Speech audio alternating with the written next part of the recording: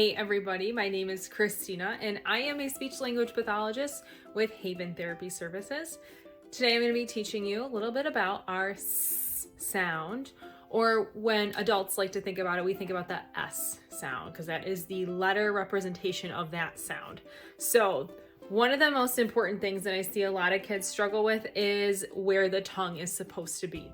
And before we even get to where the tongue is supposed to be, we want to make sure our airflow is going in the right direction. So one of the things that I teach kids is that the airflow has to come straight and has to flow over the tongue and not come out the sides. So when it comes out the sides, the airflow, we lateralize it and it sounds kind of like slushy. It sounds like this, shh, which is not what we want. So it's really important that if you notice that your child is coming out the sides, there's a really simple trick you can do. You can take a straw and you can just have them blow forward and practice that about 5 times. And then you can take a break and then do it again. So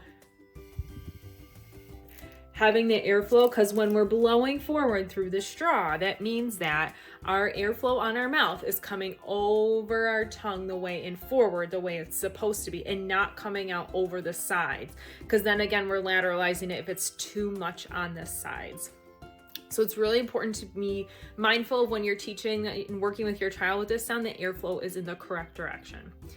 Another thing that I see a lot of little ones do is the placement of the tongue. So when we are thinking of our tongue and our mouth and our jaw sometimes might be like this. So it's really important that our jaw is straight on, and you can give your child a tactile cue in order to do this.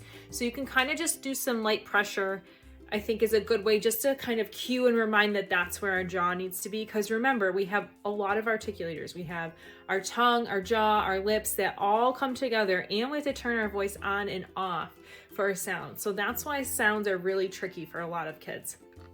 So what you're going to do is you're going to think in your own mouth and also in your child's mouth. We have a bumpy part here. I don't know if you can see it.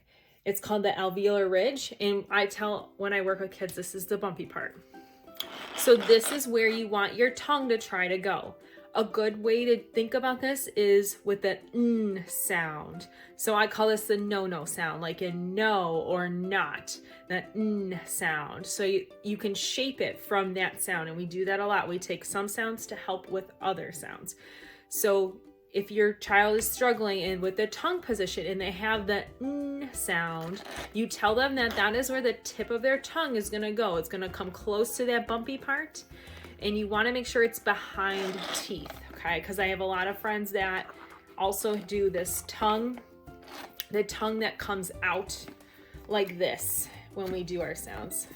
I can get it correctly. So our tongue comes forward way too far between our teeth. That is not how that sound should be. So I also call this the snake sound, and these are the Biorum speech cue cards that I use. This is the big version.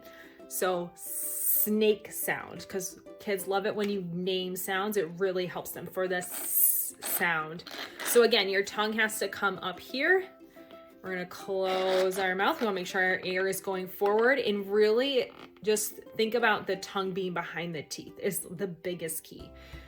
This is a great place to start. Again, as you practice this tongue placement, I think that's the biggest thing, is getting that tongue in that spot behind the teeth on that ridge there.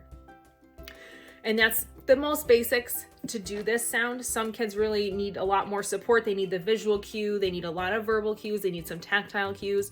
You can also take a dental stick or a dental swab or a dum-dum or anything to kind of, or a popsicle, that would also work. Cold sometimes really helps kids with that extra sensory input, that you can take the tip of the popsicle, whatever it is, you can touch, or popsicle stick too, flavored popsicle sticks you can order. You want to touch, just want to push, and then you want to touch where it goes. So you're giving them more feedback. It's okay if it takes them a little bit. This is a lot of repetition, and this is a lot where students are also. So don't feel like if they don't get it the first few times, do it 5, take a break.